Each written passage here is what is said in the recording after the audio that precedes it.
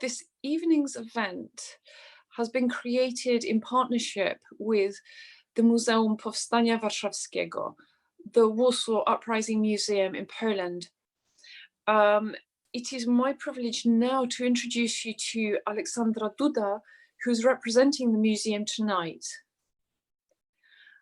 Aleksandra has been working for the museum since 2015.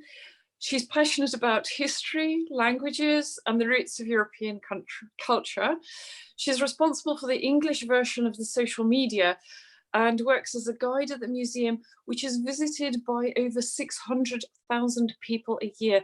Aleksandra, welcome. It's my pleasure to be with you tonight. To begin, would you like to tell us about the work of the museum, Muzeum Powstania Warszawskiego? Well, the Warsaw Rising Museum was created as very late, because for the 60th anniversary of the Warsaw Rising in 2004. So we've been working for 17 years. We need to remember that after the war, memory about the Warsaw Rising lived only in the hearts of its participants.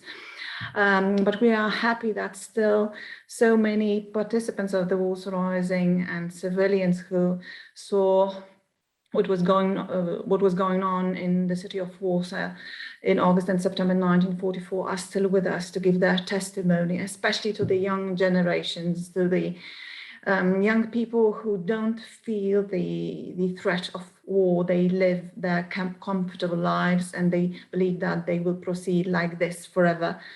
We want to convince them that freedom is a very fragile value and we should stick to something in our lives. We should build our lives on solid foundations.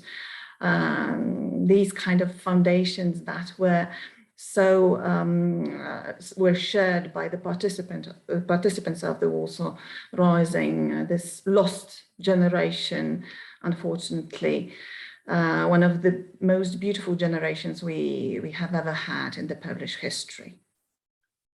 It's a stunning place and very well presented. So if I hope that anybody who, if you have a chance to go to Warsaw, or to definitely make that first on your list, or recommend it to people who are going to Warsaw, who turn to you to say, where should we go? This is such an, it's not just a very important place for the historical aspects, but the way that the museum presents the artifacts that it holds and the information is extremely inspiring. Yeah, exactly. Behind every artifact, so there is a story, and that's why it's so moving. I must say that I was so deeply touched by the footage we've just seen, because I have never seen it before. And, you know, I'm kind of an actor when I'm at work presenting every single day the same kind of a story. So I'm used to telling, to making people cry and stuff like that. But very often such footage is making me cry, yes, because I receive it from a different channel, and it's unspeakable how deep it is, yes. I think a lot of us who've been involved in just creating today's event have been very emotional and found it very difficult on an emotional level. Was wondering what do you do to protect yourself if you're working amongst all of this every day? I have no protection, and in fact I'd like to share a story with you, because we heard the Scouts singing, and the second song is called Deszcz, jesienny deszcz. It's about the rain that's falling in the autumn. And imagine that when my older son was 5 years old, and I had another son who was only 1, I used to sing a lot.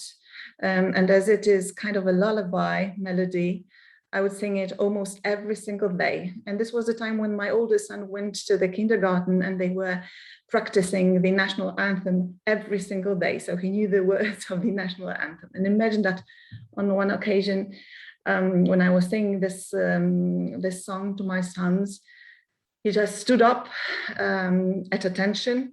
And when I finished singing this song, he started to sing the national anthem. So I looked at him, what is he doing? imagine that a 5-year-old boy linked the atmosphere of these two songs. So I started crying because, well, this is the way, that's what we should do, yes, to pass on our close ones' love for the country, yes, for them to understand instantaneously what we want to do with our lives, yes. So we heard music of the uprising before the main event started. I know a lot of people tuned in just to listen to that music, and then sung by Vatra so movingly after the film. Now the songs were written and sung by participants of the Rising, but seem jolly, even though the words are actually quite grim. Does this say anything about those who took part, or how they kept the morale up during the uprising itself? Yeah, definitely. We need to remember that 65% of the participants of the Warsaw Rising were under 25. So these were young people. They did not want to die, but they had this feeling of service for the country, yes, the sense of duty. That's why it's so impressive, yes, that they did not hesitate. Does it pay off to lose my life at the barricades? They knew that's their duty. That's why it's so impressive. That's why people from all over the globe come and are totally shocked that we had such a generation, yes, that did not hesitate, yes, and they were ready to fight for the country.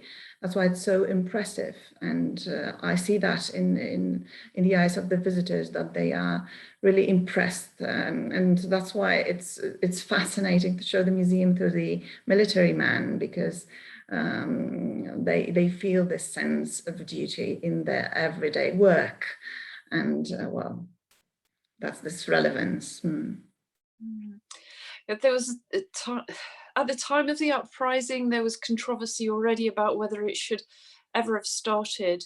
I know that there are other divisions outside of Warsaw who heard that the uprising was just about to begin or had begun, and thought this wasn't a good idea at all.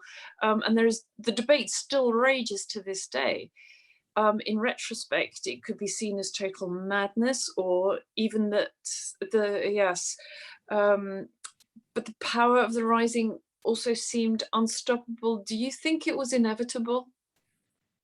Yeah, I strongly believe it was inevitable, because it was just like a boiling pot. Yeah, people were frustrated with the 5 years of devastating German occupation roundups, mass executions, their relatives being sent to concentration camps.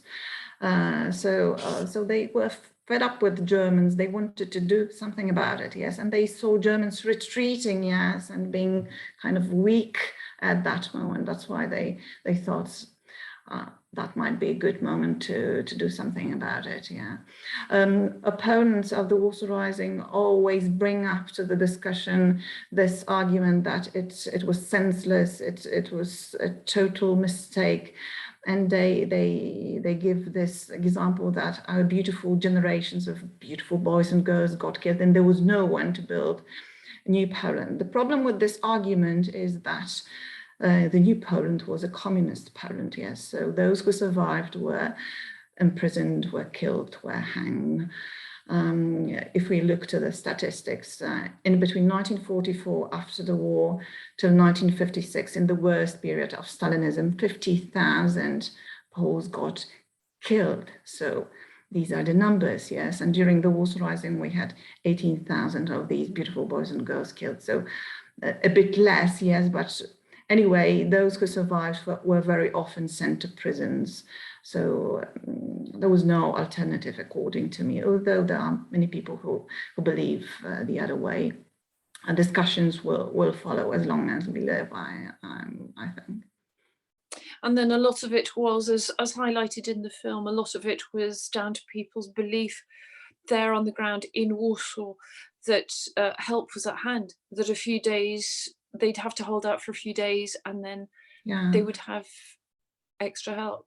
Yeah, it's devastating when you analyze it in every aspect.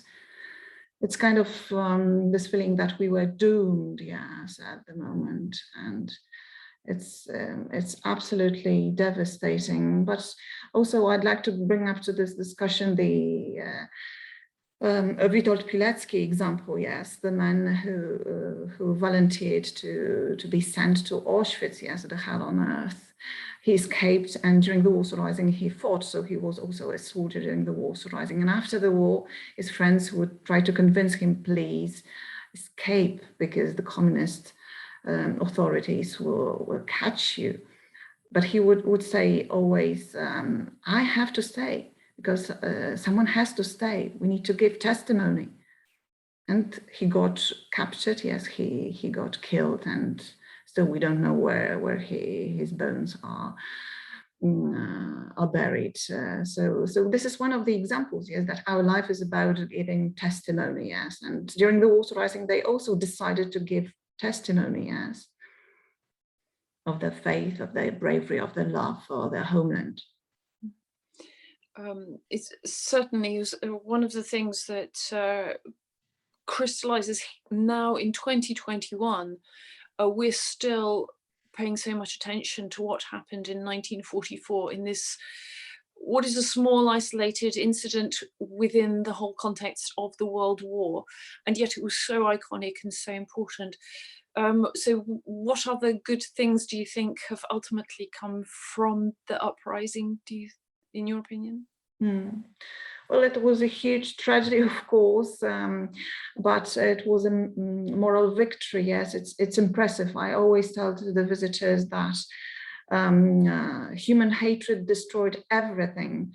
What was material in Warsaw, nothing was left. Yes, because Warsaw was put down, was torn down to foundations, but Warsaw remained unsubdued. Yes, so though defeated. So this is a very powerful message. Yes, that both Soviets and Germans wanted to take control over our hearts, but they did not manage to do that because we were so strong, yes. And this is also very important when we talk about what's going on in today's world. Yes, we try to talk to the young people to convince them that they should reflect a little bit on their lives, yes, and that they should look at the value of freedom as something that is closer to the feeling of accountability rather than I may do whatever I want. Yeah.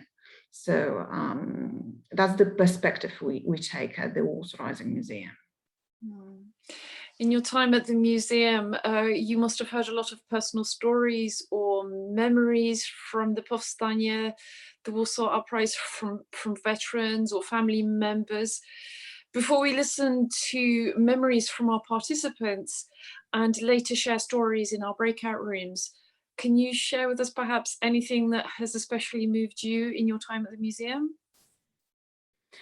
Well, there are so many stories, but I thought a lot before we met today on what I could share with you, and I thought I would like to mention a book by Władysław Tatarkiewicz. I believe that some of you might know this great academic, pre-war university teacher, and after war he also was very, very active. He was expelled from the city of Warsaw, and imagine that during the World War II, he continued his study. He was working on philosophy, and in fact, he managed almost to finish his great study on happiness. And when he was being expelled from the city of Warsaw after the end of the Warsaw Rising, one of the German officers dropped his luggage, and he was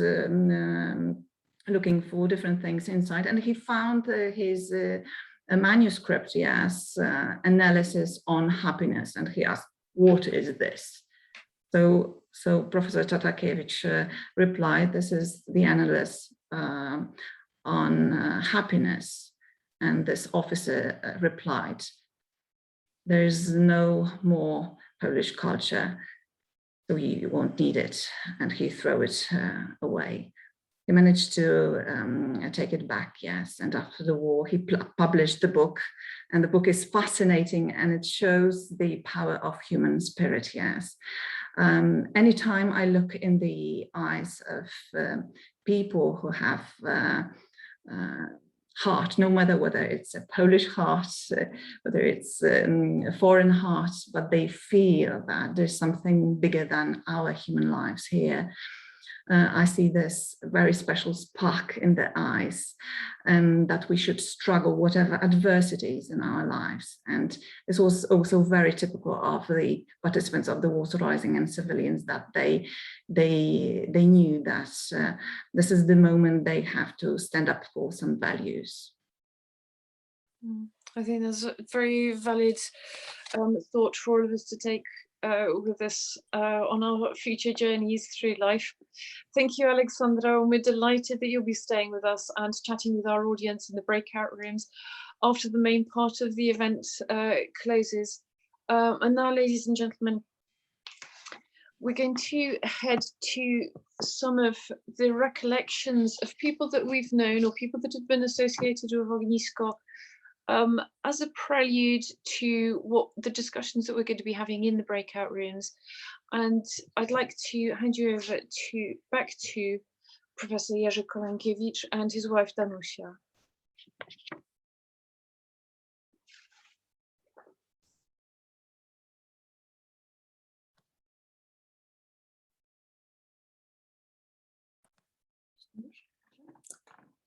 In the photo behind me, you can see my mother, Krystyna, in the center, holding the gun. My reflections are based on my mother's memoir, Incompleted, written just before her premature death in 1989.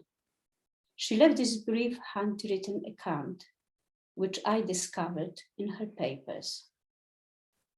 Krystyna was 18 at the outbreak of the uprising, having falsified her age, as did others like her, to join AK at 16 in 1942.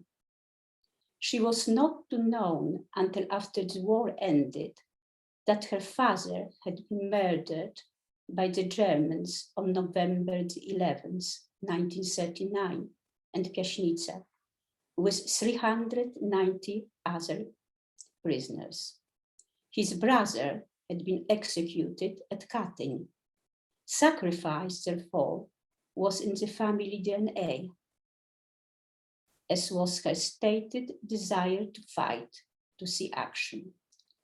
For 2 years, she underwent training as well as studying secretly for her matura from the Tajne Komplety, itself a dangerous activity. At last the moment came, and she was informed on the 1st of August at 2 p.m. to report to her prearranged assembly point.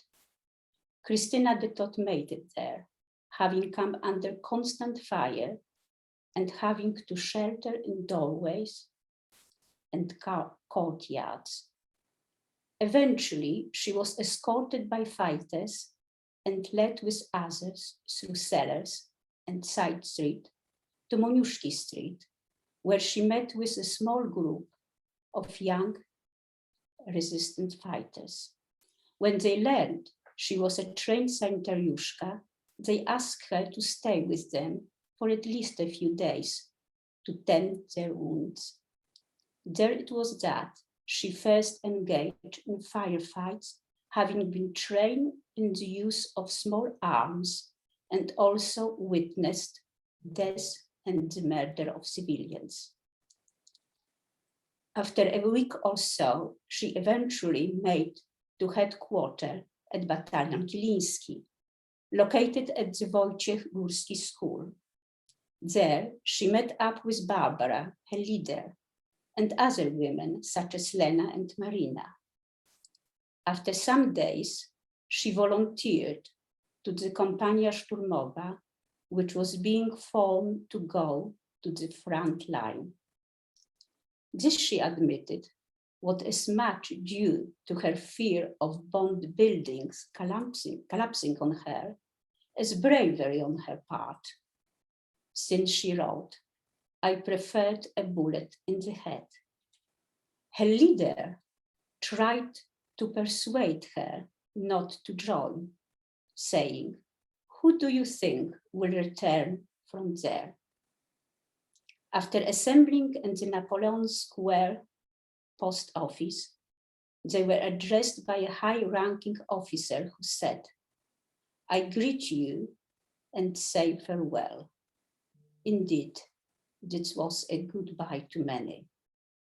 Her commander in the attack company was Leszek Michalski, pseudonym Leszek Biały, a student of medicine who died on the second day of fighting, shot by a dum-dum bullet.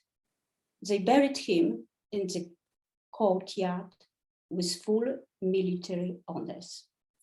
Krystyna went on to fight at Grzybowski Square, ulica Przyborska, Sienna, Zielna, and Żelazna. The fighting became more dangerous and intense. She had to hide from snipers, the so-called gołębiarze. And sometimes only a wall separated us from the Germans. They had to whisper. Often they were short of ammunition, and her role was to fetch grenades and ammunition. Dangerous, but she said exciting. She remembered constant tiredness and a lack of sleep. Krystyna later took part in the well-known attack on Pasta. There, her account breaks off.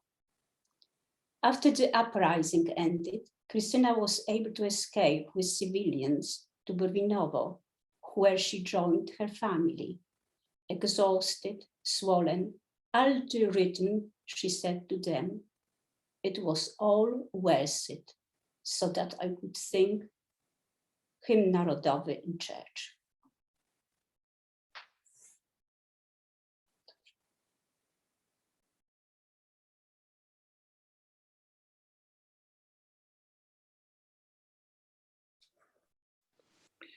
Dr. Zosia Nowiak, pseudonym Kalinowska, attached to the division Wigry, Stare Miasto, Old Town. In 1942, Zosia Nowiak swore allegiance to the Polish Underground Army. She had had the chance to escape Poland across the Zielona Granica into Romania, but something in her made her go back, to return to Warsaw, to fight for Poland, to fight for freedom. Zosia was studying medicine before the war, so she naturally progressed to the medical team, learning field nursing skills and teaching new nursing staff. She never asks their names. They didn't know hers. Zosia's extensive and moving accounts of her experiences are recorded by the Imperial War Museum and can be accessed easily through their website. There, she recalls a story of a captured tank early on in the Rising, a story I heard from her many years later. She was at number 1 Kirinsky Street, standing on the balcony with the lady who ran the cafe there. There wasn't much happening for her at the time, not many wounded. It was a beautiful day. The Polish troops had captured a tank and people were rejoicing. A young boy sat on the front, waving a Polish flag as the tank was driven into the square below. Zosia and the cafe owner watched the scene from the balcony. But as the tank reached the center of the square, the beautiful day suddenly turned to night. The tank had been booby-trapped. It had exploded, and the square was littered in bodies. 300 people were killed, many more badly injured.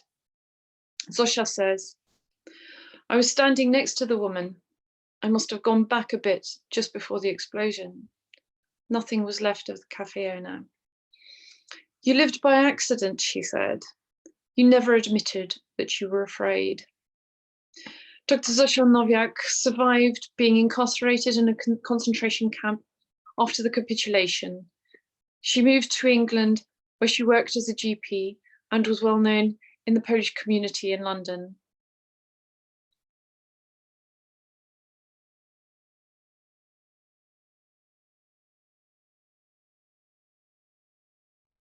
In a recent interview with Alexandra Duda from the Warsaw Uprising Museum, Professor Kraszewski explained, "We were preparing for the Warsaw Uprising for 5 years. Why? Partly because of revenge. Partly because we felt we had a duty to the nation, to the family. Please remember that we are the first generation born to the people who restored independence in 1918. So they, after 123 years, regained the independence of Poland. For them, independence was the most important aspect. We considered it our duty to act. And my mother showed me the humiliation and capitulation in 1939 of the regular troops of the Polish army. By showing us the capitulation, she in a sense introduced us to the resistance idea. She never asked me if I belonged to the underground movement or not, but she would be disappointed if I didn't." You can hear Professor Kraszewski's recollections at the Muzeum Powstania Warszawskiego.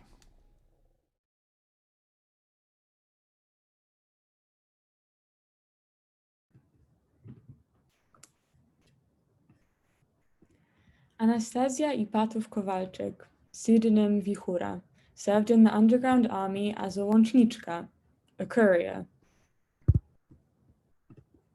Anastasia Wichura described the randomness of the difference between survival and death during the uprising. From the 6th to the 20th of August 1944, Wichura was the personal messenger girl for a captain at number 20 Długa Street, a building of the corner with Krasiński Square. She had a small room near the captain's office. She was known to the soldiers in the platoon for being particularly brave, and one of them, known as Strzegon, decided that if he kept near to Wichura, he would survive. One day, Wichura had to go down to the main room where some of the platoon were resting. On her way back, Strzegon ran after her to stay with the lucky soldier girl. As she came into the courtyard, a bomb hit the building, and a large wooden door was blasted outwards, hitting Wichura from behind and falling on top of her, as did the rubble of the collapsing building. The big wooden door had protected her.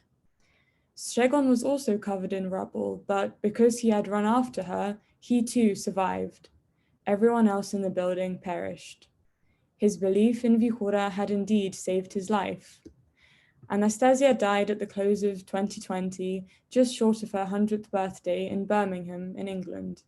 She had been awarded the Bronze Cross of Merit with Swords, Brązowy Krzyż Zasługi z Mieczami, Krzyż Armii Krajowej, for her involvement in the uprising. A book about her experiences, written by her son Zbyszek, is available to buy.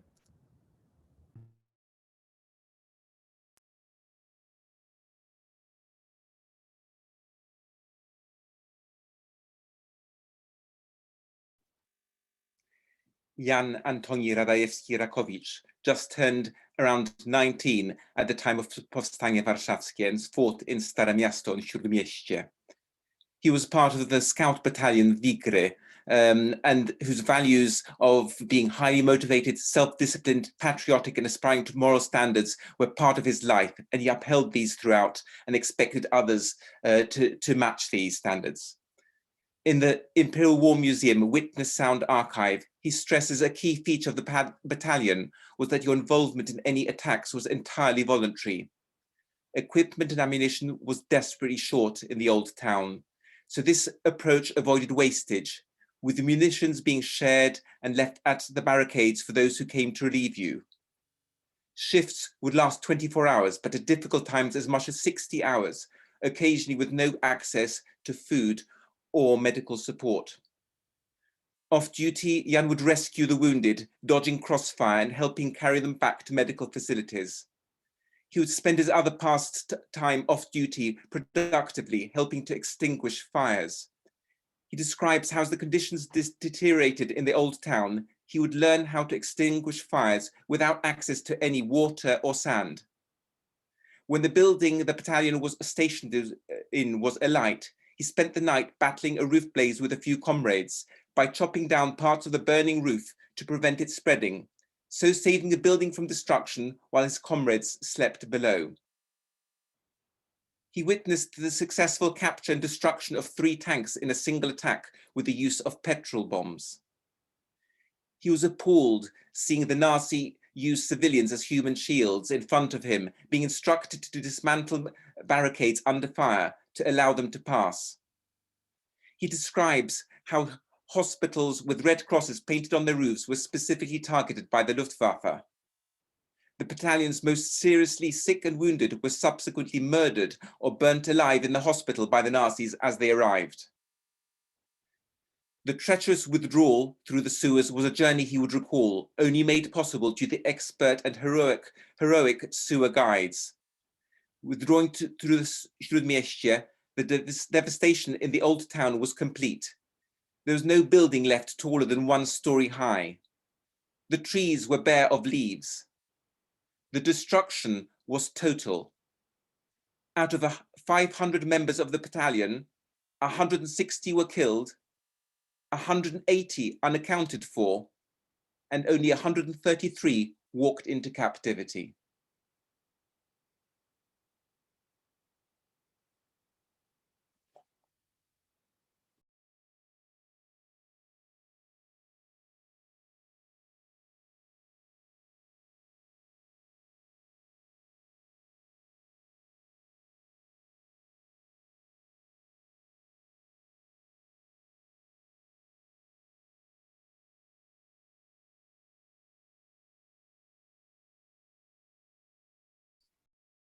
Maya, could you please unmute yourself? I beg your pardon. Okay. My grandparents, together with my father, their only son, Alexander, lived in the old town on Piwna Street. My father just graduated from the university when the war broke out in September. He was involved in the fight for freedom against communism and the fascist oppressors. Soon he was caught and taken to prison in Pawiak, and after some time he was transported to the concentration camp in Gross-Rosen. My mother, Halina Osowska, aged then 17, a high school student on Tajne Komplety at Emilii Plater, transported Bibuła illegal papers by tram, very often risking her life. Twice she was stopped, but fortunately never caught. However, I must add that once experiencing the scene, watching the German killing the child by grabbing him by the feet and smashing him on the wall, she developed headaches which lasted throughout her entire life and possibly shortened her life. When the Warsaw Uprising began, my grandparents decided to wait for their son, who was in Gross-Rosen.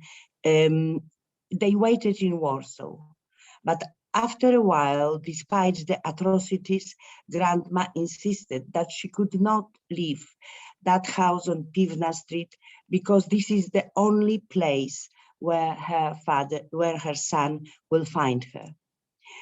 Therefore, she persuaded my grandfather to go through the sewage to the other side of the Vistula and then to Falenica, which was 21 kilometers away, where my grandparents had a summer house, just in case my father would come there. They so believed that one day he will come back. And he came back after 3.5 years. Unfortunately, Grandma was not there to see him. While she waited in the city, surrounded by enemies, inhumanly bombarded and burning, the so-called trap tanks, booby traps, entered the old part. One of them drove in the courtyard on Piwna Street. There was a monstrous explosion which killed many civilians, and my grandma among them. Grandpa broke through the sewers and arrived in Falenica, having lost one eye and his health. My father survived and came to the burning Warsaw with his cellmate, French priest. With their bare hands, they went through the debris looking for my grandmother. Unsurprisingly, my father never talked about the war or his experience to us, his children. This story was told by our mother and his first cousin, Aunt Eugenie. However, in our Falenica's house, we had a big portrait of my grandmother, and we could see that whenever my father was stressed, he would stand in front of that portrait with his hands at the back, as if frozen in time. This is one story of tens of thousands that we can never forget. Remember about all these wonderful people who had nothing but faith in God, faith in freedom, extraordinary courage, and moral principles that will serve for us and many other generations as an example. God bless their souls. Thank you.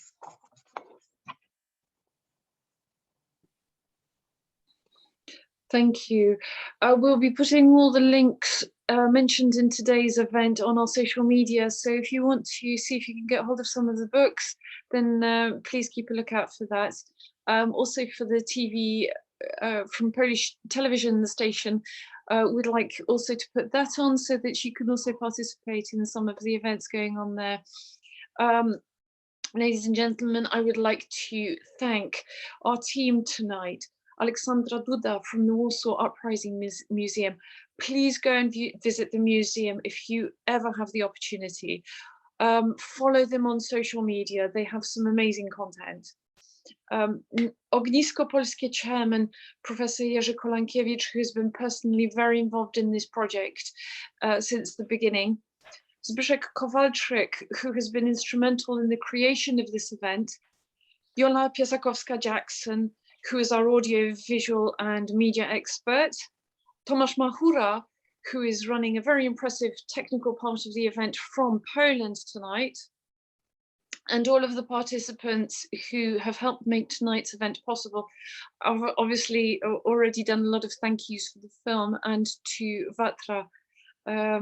Very much appreciated. Now I ask you to join us and continue the conversation in our breakout rooms.